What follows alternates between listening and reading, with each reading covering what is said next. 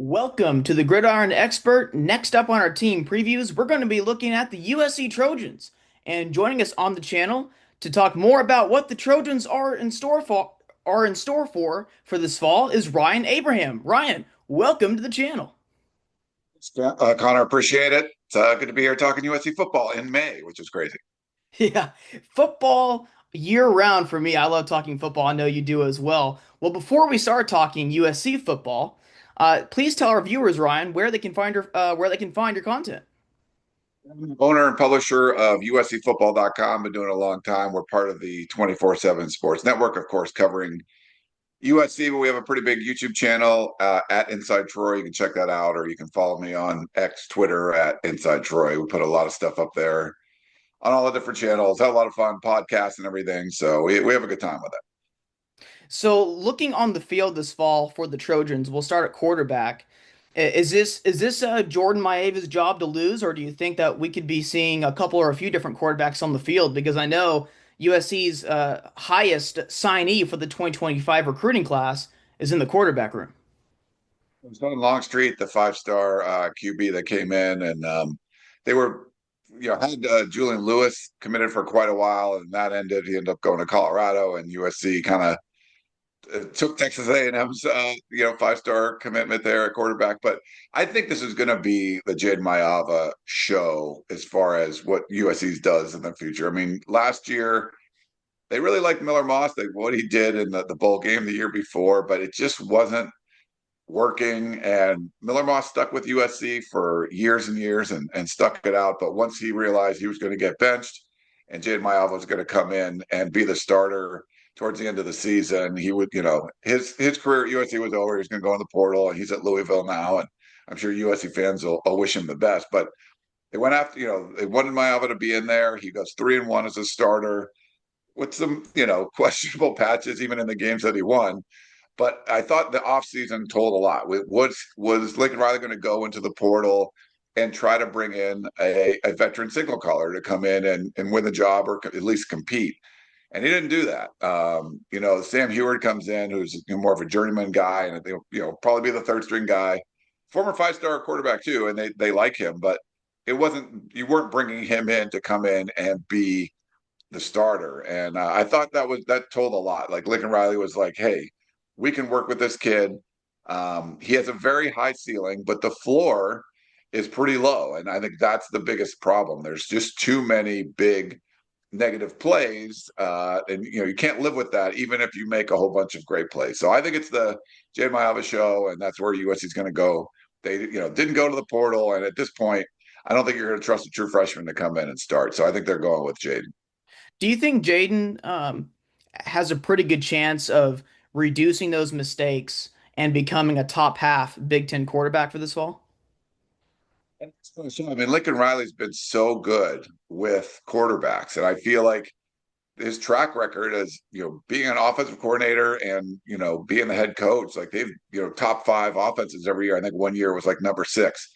Last year was the anomaly, and they just didn't have a top 25 type of offense, which is really weird. And I feel like Riley knows that position so well. He's had three number one overall quarterbacks, and there's a lot of things you could say USC fans probably wouldn't trust Lincoln Riley with, but working with your quarterback should be one of those. He's proven that he can do that. So the fact that he's sticking with them, I think that they must have a lot of confidence that Maava can be the guy. And it's really about lifting that floor. You just can't have two 99-yard pick sixes in a row like you did against Notre Dame. Things like that are just these major, major mistakes. Even in the bowl game against the Las Vegas Bowl against Texas A&M, I mean, for like 3.5 quarters, he did not look good, but ends up pulling that game out in the end, making some big plays. So they got to get to that level. Consistent quarterback play, really good play is great, but need to be more consistent. So that's going to be the goal this year.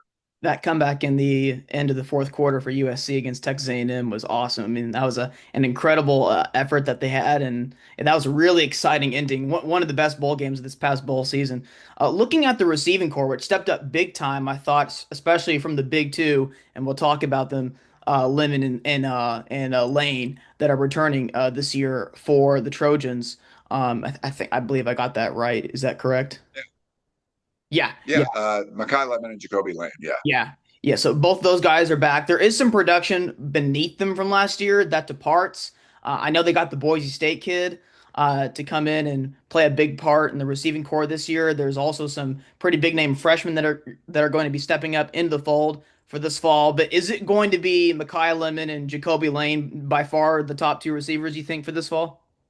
Yeah, this is the number, they're the one and two guys in whatever order you want to put them in. Last year, you had like maybe five guys you thought could be the number one guy, but Deuce Robinson, Zachariah Branch ended up transferring out, and the guys that were left, Mekhi Lemon and Jacoby Lane, just showed a lot of production. I think Mekhi Lemon, just electric on the field. He's great at getting open.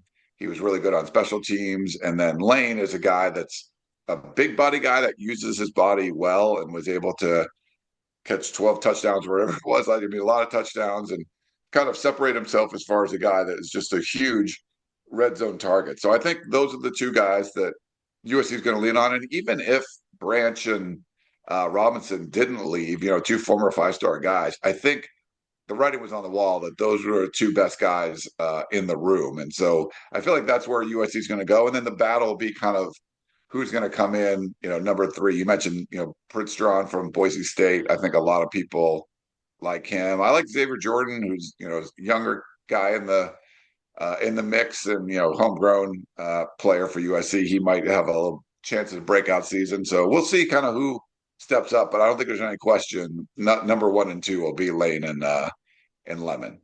You mentioned Jacoby Lane and the red zone threat that he was last year. He had 12 touchdowns, leading the team there by quite a bit in terms of the touchdown receptions. But and probably about half of them, maybe even seven of those catches came within the opponent's 20 to 30 yard line. Yeah, big physical guy, 6'4", 6'5", and a quality frame there. When looking at this receiving core, I mean, obviously it's a pretty young room overall outside of Lane and Lemon, especially, and then yeah, Prince from Boise State. Is this a group, do you think, that needs to stay healthy, or do you think that some of the freshmen could step up immediately? I think if one of your top two guys ends up going down, I think it could be a problem. I think there's a good thing when you're like kind of have your top two dudes where last year it seemed to not work as well when you had like four or five guys that all could have been potentially the number one guy. I think now it's clearer, but you don't want to lose one of those two guys either. I think anyone behind them, you can have a rotation, and they might rotate a bunch of different guys in to see who works well, see if anyone's going to step up. But I think there would be kind of a blow to this offense if either Lemon or Lane, go down there. So that we'll see. Like a Prince Strong, like is a big dude, and um, his story is really interesting. Playing in the Bahamas and learning, having his sister stand in as defensive players with his dad throwing him footballs and stuff just because they didn't have organized football down there. There's some interesting stories, but I just don't. It's hard for me to see anyone overtaking one of those two guys. And if they weren't able to stay healthy all season, I think the offense would feel that. Another position group in terms of uh, maybe questionable depth, but potentially like a really good starting unit, improved from last year, the offensive line. So Elijah Page, I think, has a chance to be a really good offensive lineman in the Big Ten this year. He's probably the solidified left tackle. And then Alani Noah, maybe the solidified right guard. And then the transfer from Syracuse, Reed at center. How does left guard and right tackle look right now? Right tackle, there's been kind of a battle most of the spring, but I think DJ Wingfield probably has played his way into the transfer from Purdue as the starting right guard spot. Micah Benuelos is someone else that there's some potential there, but for the right tackle spot, like Tobias Raymond and Justin Tananu, they're both like we're getting first team reps in the spring. We don't get to watch a lot, but just from what we're hearing from the coaches and stuff. So I think there's a pretty good battle there. But I think you're right as far as depth goes. We'll see how this group goes. I think they like 6, 7 guys, and then after that, there's some younger players you're not really that sure of. But that Elijah Page was kind of like that before. Alani Noah was like that, and they just sort of played their way into the rotation, and it's a mix of homegrown versus a couple transfers. Jean-Ray Reed, you mentioned from Syracuse at center. I think he's going to be one of the leaders for this offensive line, even though he's coming in as a like kind of 1 year hired gun thing. He's really fun to talk to. I think he'll be good, but they just didn't recruit this position all that well before Lincoln Riley got there, and they were kind of behind the eight ball. So they year after year they were bringing in transfers that were just stopgap kind of guys. But I think now you're going to see more dudes coming through the program and developing. And now that they've hired or they've upgraded Zach Hansen from tight end coach, he was promoted to offensive line coach. I think you're seeing an uptick in offensive line recruiting. They got a 5-star offensive tackle, Kenai Pepe, already committed. But I think they like him a lot, and I think they're on a better track now, offensive line wise. But the first few years of Lincoln Riley, it was sort of patchwork. There were some veteran guys on the team that stuck around, and that helped them out. But it was sort of like hit or miss when transfers would come in and work or not. And I think now they want to try to build a lot of that through high school recruiting, because it's one of those positions where it's hard to grab a guy and have them just play right away, especially if they're younger. So they're trying to do that more. And I think they're getting closer to that. We had so you mentioning there about how it's for the line of scrimmage. I think it's of the utmost importance to get like the quality guys out of high school rather than try to like fix it through the portal, because like your best guys, if you're looking for like long-term development for the line of scrimmage, is going to be from the high school recruiting. We had Jamie Vinnick on from Washington State, and Washington State, lose a lot of guys from last year, and they're trying to mix and match through the portal at the line of scrimmage. And we got to talking about how it's just really rare to find a really high ceiling player in the portal, especially at the line of scrimmage. Offensive tackle, defensive tackles, especially hard to find. We've seen that the last few years as big dudes in the portal are there. It's a premium. And I think you see defensive tackles going in there. And who's getting like the best defensive tackles? Like, was it Oregon or was it Miami? Like the teams that are really big in the NIL space, we're mostly getting those guys. So it's limited, what you can get. And there's, usually multiple reasons or potential reasons why a guy is in the portal. If they can't get on the field or there's a problem in the locker, whatever it is. But it's tough to find quality starting offensive linemen in the transfer portal there. So USC's, I think Jean-Ray Reed's one of those guys. He could have went to the NFL and was playing at Syracuse and wanted an opportunity for some bigger time college football. So we'll see if like a something like that works out. Same thing with like DJ Wingfield. Like Purdue has just been terrible, and have an opportunity to play for a potential winning team. You see guys like that sometimes, and you hope for them it works out, but it doesn't always do that. You just never really know. And the offensive line, more than any position, it's a team within a team. Like you've talked to those guys, it's like five fingers on a hand kind of thing. Like they all have to play together. So you bring in somebody who's had terminology for 4 years somewhere else, and you're trying to work with younger guys on a new team. It's not always easy. So yeah, it can be hit or miss. Ideally, it's one of those position groups. If you can build it up and there's that chemistry because they all came in through high school together and learned together, I think that can be, pay a lot of dividends down the road if you can build your offensive line that way. And like you mentioned a few minutes ago, the recruiting has gotten better than what it was a few years ago at USC at the line of scrimmage. So some of these offensive linemen that might be more household names in a year or two from now, Alex Payne, Aaron Dunn. I would guess that the ceiling for the offensive line will be higher in 2026. Is that kind of the outlook here? So yeah, I mean, that maybe they'll go get one portal guy, but they're not going to go out and try to get multiple stars. I think through the portal. I think for 2026 will be like you mentioned. There's enough young talent that has an opportunity to develop on this team that it's going to be up and down the line, and the two deep is probably going to be dudes you recruited out of high school, and they just haven't seen that as much around USC lately. Just the recruiting in that at that position group was really bad towards the end of the Clay Helton era, and it kind of left when Lincoln Riley came in, and and Josh Henson trying to figure things out. I think they did a good job year one through the portal. Year two, those guys just didn't work, and there's been a big push, especially this offseason, hiring a new general manager, bringing a much better and more experienced personnel staff involved, and all of them realize, hey, Southern California is a hotbed of talent.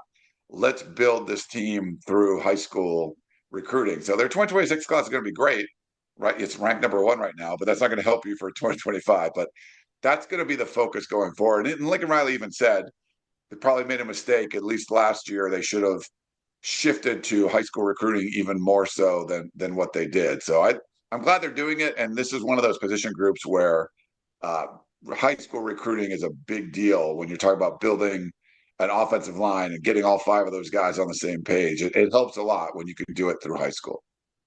So, looking at the running back room, a number of transfers are coming in here. Wayman Jordan from Hutchinson Community College, which actually won the national championship last year at the JUCO level, I believe, and he was a very productive running back for them. And then Eli Sanders coming in from New Mexico State, and then there's Brian Jackson who returns from last year from the Trojans. Is this going to be like a three-headed monster here, or is there an alpha in this room? Jordan is going to be your alpha. USC, and we're not seeing, especially with the transfer portal, you don't see a lot of JC guys coming in and being big time contributors, especially places like USC. There's not a lot of junior college guys coming around, especially guys that will come in and play. But you watch the film of Wayman Jordan, and you hear coaches talk about him, you hear teammates talk about him, and just so much praise.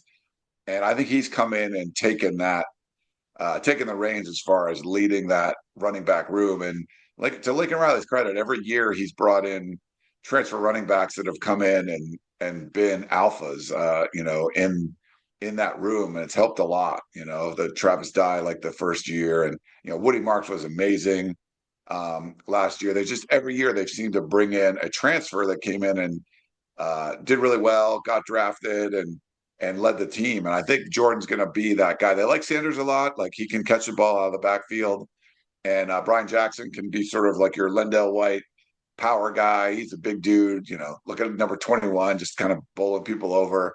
But I feel like the majority of the carriers are going to go through Jordan. I think they'll all get some play, but I think this is going to be more of Jordan's the lead dude, and then everyone else has kind of roles behind him. So, Ryan, are you telling me we're going to have another Thunder and Lightning here with Brian Jackson, the Thunder, and then Wayman Jordan, the Lightning?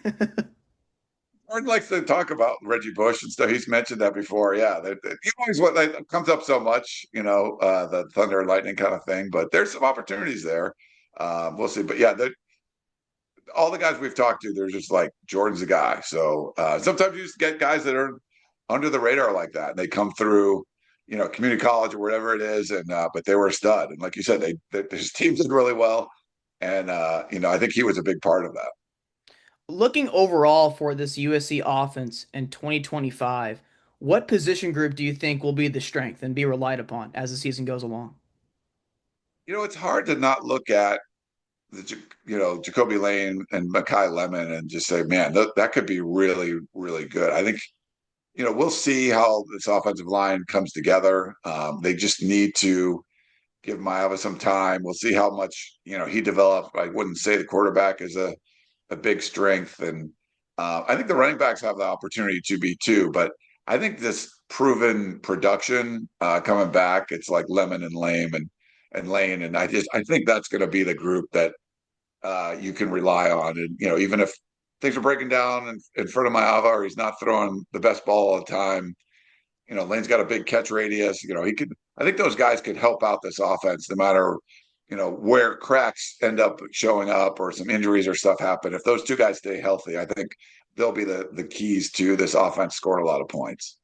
And there's probably a pretty good chance we're going to see at least Jacoby Lane on Bruce Feldman's Freaks list that he puts out every single year.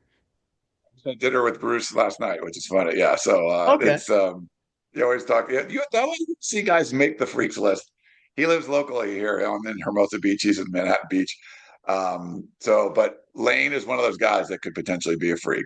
Yeah, yeah, he's definitely a monster, especially in the red zone. He's going to be such a crucial player down there when it really gets tight there for the Trojans offensively.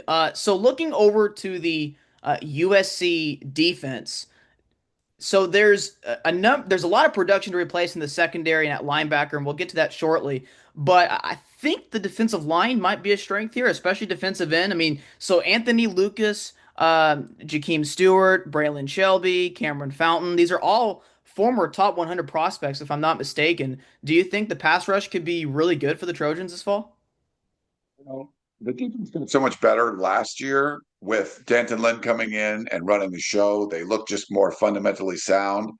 They were good on third down. They weren't having huge breakdowns and coverages and things, but they were really bad at forcing negative plays and getting after the quarterback and tackles for loss. And I think they upgraded the personnel on the defensive line quite a bit. You mentioned some of the guys, Anthony Lucas, they have really high expectations for the transfer from Texas A&M, former five-star. They love Cameron Fountain, wearing number one there, just a big dude and can get after the quarterback. And just the amount of bodies, if you watched, we don't get to watch all of practice, but you can see enough in the beginning. You look at the defensive line, and it looked like it was another, it wasn't even like the same sport from what we saw last year. Just big, Keyshawn Silver coming in. That it's Jamal Jarrett, the big transfer. Like they've just brought in big dudes that are going to be playing all along the defensive line. So better bodies in the middle. Last year you got like a Nate Clifton who was like a 275 pounder, transfers in from Vanderbilt. They bump him up to 295 and play him inside. This is not what they're going to have playing inside this year. So I think you're going to have better interior defensive line play with the guys they have and a bunch of the guys you mentioned. And they have high expectations for Jakeem Stewart, the five-star freshman coming in and just getting after the quarterback, forcing negative plays. It should be a much deeper and much better defensive line group. And I think you solve that. I think they can fix a lot of the problems that they had on defense last year, where schematically, I think they were good up front. They just didn't really have the horses, and I think they do now. So just look at that group. They should be a lot better at forcing negative plays. And if the rest of the defense kind of stays similar to where it was, where you're still soundly making tackles in the secondary and at the linebacker spot and not giving up huge, busts in the secondary, you get that front part fixed and they can do that. They can significantly improve as a defense. And they already significantly improved last year after the really couple bad years of Alex Grinch running things. Danton Lynn changed a lot. And now they're hoping with this upgraded defensive line talent, they can change even more. See, I'm really intrigued by USC's scheme because I remember Lynn when he was at UCLA back in 2023. UCLA had a really good defensive front that year. They had like 6, 7 guys who could rush the passer, and it was really fun watching them. Could USC? So fill in the blank for me here, Ryan. This is USC's potentially best run defense since. People talking like the Brian Cushing days, like the late 2000s and stuff. Some of those defenses were ridiculous, giving up like 11 points a game or whatever. But I think they have some opportunities to do certainly better than what we've seen the last handful of years and potentially even longer. But I mean, you have to be cautionary about it because there's only a handful of sacks that are on this team. Even guys that have transferred in, they're more like potential than production. Like as much as you like Anthony Lucas, he's just not had a lot of career tackles for loss, and you see it there. Like he could have a whole bunch this year, but he hasn't done it yet. And I think there's a lot of guys like that where it's high on potential, but we haven't seen a ton of proven production. So there is that potential for something like since 2009 or whatever, like one of the better defensive fronts. So we'll see if that ends up being the case. But it's really going to have to go out and prove it. We you think it's there, but until we see it on Saturdays, it's going to be hard to tell. One last question in regards to the defensive front here. Does the interior defensive line go about 3 deep at each spot? Yeah, like I think they like Kobe Pepe. We liked a lot last year. He's probably in a three-man rotation at nose guard with Silver, Keyshawn Silver transfer, and then Jamal Jarrett. They like Devin Tompkins a lot at defensive tackle, but Carlin Jones comes in. They like him too, and Jedi Abasari, like he's got a lot bigger, stronger, faster, and they feel like there's like six dudes in the interior that you probably feel good about. Where the last couple years you were like trying to find guys like a Kobe Pepe was like, oh my God, let's get him in there. He needs to play. And now it's sort of like, okay, like he would be part of a nice rotation, not like this is someone you have to rely on. So I think they're a lot deeper than what we've seen, certainly in years past. Looking over at the linebackers, so Eric Gentry comes back. I know he's had some issues with injuries. Are they pretty high on Desmond Stevens? So Gentry's like the unicorn guy, like 6'6", and can do all kinds of crazy stuff. And I think he's up to about 230 now. So he was always like kind of a thinner linebacker, and health was kind of an issue, but they love him and he's gonna be great. But Desmond Stevens, it's funny. I think it was a couple two signing days ago. We asked Lincoln Riley, like, is there someone that's like maybe unheralded recruit that you feel has a potential to break out? And he'd mentioned Desmond Stevens, and they needed him because now he's like clear starter at the Mike spot. There's just not a lot of depth in this linebacker room. And they love Rob Ryan, who's coming in to coach them, former defensive coordinator in the NFL and so many years coaching NFL guys. He's got a lot of energy. He came in and they got help from Matt Entz last year, too. So they brought him in. And he ends up leaving after 1 year to go to be the head coach at Fresno State. But I think for the first time in years, the linebacker group played much better. And I think it helped to have great linebacker coaching last year, and they're going to probably have it again this year with Rob Ryan. But the numbers aren't great, but they like Stevens a lot, and they're going to rely on him. This is one of those spots where if either one of the guys, Gentry or Stevens, gets hurt, it's going to be tough because Denton likes to put three linebackers out there, and it's going to be a little harder to find those guys this year, especially if Stevens or Gentry aren't going to be out there. Looking at the secondary, so a lot of production leaves from last year, and this was an improved unit overall from the previous year. Now, they did pick up a recent transfer from San Jose State, pretty quality. This is a quality guy from SJSU last year, DJ Harvey. Looks like he might be one of the starting corners here. The safeties do have some experience. Kamari Ramsey is back. Bishop Fitzgerald was a quality pickup in the portal from NC State. How does the secondary look overall to you? You mentioned those guys at DeCarlos Nicholson, who transferred in from Mississippi State the year before, who went in the portal and ended up coming back. That was a big get for them because they did lose a lot of production from last year. But I think him and Harvey are probably going to be the two like normal starting corners.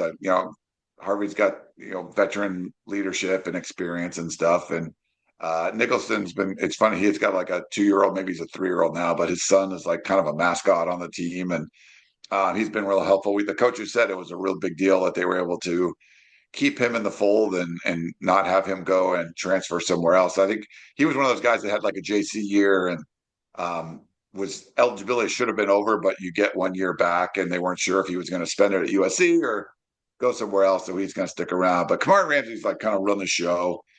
He's a stud. He could have left for the NFL, and I do like. We got to interview Bishop Fitzgerald, for a significant amount of time, and he was great to talk to, and coming in and sharing some of his experience with everyone else there in the secondary. But I think Doug Belk does a nice job, coaching those guys up in the secondary, and I think the expectations are still pretty high. They might have some young guys sort of coming into play. Marcellus Williams is someone that they like a lot. His brother Max was on the team before, playing in the secondary, and Prophet Brown might be. He's been around a while. Like he might be your end up starter at the nickel spot too. So they'll use five guys a lot in that group, and move some guys around. We've seen guys move from all the different positions, and I don't know if they'll do that again this year. But there's good games going, but a lot of production that was lost. And we'll see if they can keep it up. I think the biggest thing last year is like certainly the group tackled well, but they just weren't giving up the major busts like we were seeing in years past. So if they can keep that going and kind of keep things in front of them, get a little help from that defensive front to make some plays in the backfield, it should be a much better defense. Is the secondary similar to linebacker in that you think they need to stay healthy, or do you like the depth here? I like the depth better. Like Christian Pierce is someone we're going to talk to, I think next week. We get to do like in-depth interviews with some of the players through the collective House of Victory, and it's been a lot. It's been really informative. You know, instead of getting guys for like 5 minutes afterwards, you can get them for like 20, 30 minutes or so. And got to talk to Fitzgerald, got to talk to DJ Harvey, kind of about the secondary, but they like the depth. And a guy like Christian Pierce we'll talk to next week. I think he comes in there. Marcellus Williams, the guy I already mentioned, and yeah, I think the depth is better, even though you have more guys out in the field. It's just the linebacker is tough because you're normally you're listening like a Will and a Mike, but Dillon does like a lot of run heavy teams in the Big Ten, and he likes to use three linebackers. So it's going to be a little tougher when you try to put three guys out there, and you have two really solid ones, and you're not sure much after that. So you got to keep those first two healthy, and then figure out something from the guys behind them to come in and be big contributors. Looking at USC's schedule for this fall, so there's no Ohio State, there is no Penn State. They will have to travel to Oregon and Notre Dame as well as Illinois. USC will get to host Michigan coming off of a bye. So it's not the most difficult. It's not Wisconsin's schedule for the Big Ten this year. My gosh, that's a gauntlet. But do you think USC's? I mean, they look like a high variance team with some questions still to be answered. But I mean, the schedule again, it's not impossible. What do you think the ceiling is for the Trojans this fall? It's a great question. I mean, it's tough to look at the schedule and say, well, you should win all these games when Maryland won one Big Ten game last year, and it was against USC. There was a lot of games that they shouldn't have lost last year that they did. So it's hard to sort of put into words like, well, that should be a win. I look at it as a very manageable schedule, and there's some kind of coin flippy games where you're going to be on the road with a team that could make a run and push for 9, 10 wins and try to get a playoff spot, or be struggling to make a bowl game again. And the high like the one, I guess the litmus test or whatever you want to say, like that Nebraska game going on the road November 1st. That's one I'm looking at because Nebraska should be a lot better. They're utilizing NIL funds, getting transfers in. You got Dylan Royola. There's a lot of sort of hype around that team, and people think it's going to be better. Disappointing. They came to the Coliseum last year, felt they could have won that game and lost. UCLA goes into Lincoln last year and gets a win there. And USC hasn't won a real Big Ten road game yet. They beat UCLA on the road. That's it. That doesn't really count in my book. So that one could be a really important one. Like if you win that game, are you like a 9-win team? And if you lose that game, are you like a 6 or 7-win team? It could be something. And each team, I think you might have that similar kind of thing. But yeah, I think it's a manageable schedule, and it starts off soft where you got Missouri State and Georgia Southern and Purdue, like those, some pretty bad teams, and Michigan State's coming to the Coliseum, so like you can be 4-0 pretty easy, and then heading into Illinois, which is a top 15 type of team. A lot of people really high on the Illini this year, and that they were 9-3 last year with tough like losses to legit, elite teams, and they weren't in the same kind of discussion that some of the 9-3 SEC teams were. So yeah, I think Illinois could be really good. So it's interesting. Some tough road tests, like you said. Oregon's going to be tough for sure, but it's manageable, and to only win 6 games in the regular season last year, I don't think was acceptable. I would probably like guess like it's an 8-4 type of season. But if they can do better than that, I think they're certainly capable of it. But you're gonna have to play better, especially on the road, than what we've seen certainly last year. And yeah, you mentioned it that a lot of these games are kind of like toss-upy. Like they're winnable games for sure. There's going to be a lot of probably spreads within like a touchdown here for the Trojans. But yeah, certainly an interesting schedule that provides an opportunity for a high ceiling if things work out for the Trojans. Well, so it'll be really interesting. It'll be really interesting to see if these questions can be answered for the Trojans and if they can put things together. And if Maiyava is a top half quarterback in the Big Ten with a really good receiving core, especially at the top of the depth chart, and a defense that could be improved. Trojans could be a really fun team to watch. If you look at last year, a lot of close losses for USC. And teamrankings.com, they do like the statistic of like unfortunate teams and lucky teams. USC ranked like at the towards the very bottom in college football in luck because they lost almost every single one of those toss-up games. So yeah, we'll see if the Trojans can turn around their luck this year. But Ryan, really good job previewing USC today. We really appreciate you being on the channel. One last time for our viewers, where can they find your content? Look up the Peristyle podcast. We've been doing that since 2008. So USC podcast, it's been out there forever. Or Inside Troy on our YouTube channel, ton of content goes up there. And of course, USCfootball.com is the home for all of it. We're part of 24/7 Sports. Well, great job again. Thank you for being on the channel, Ryan. Thanks, Connor. Yeah.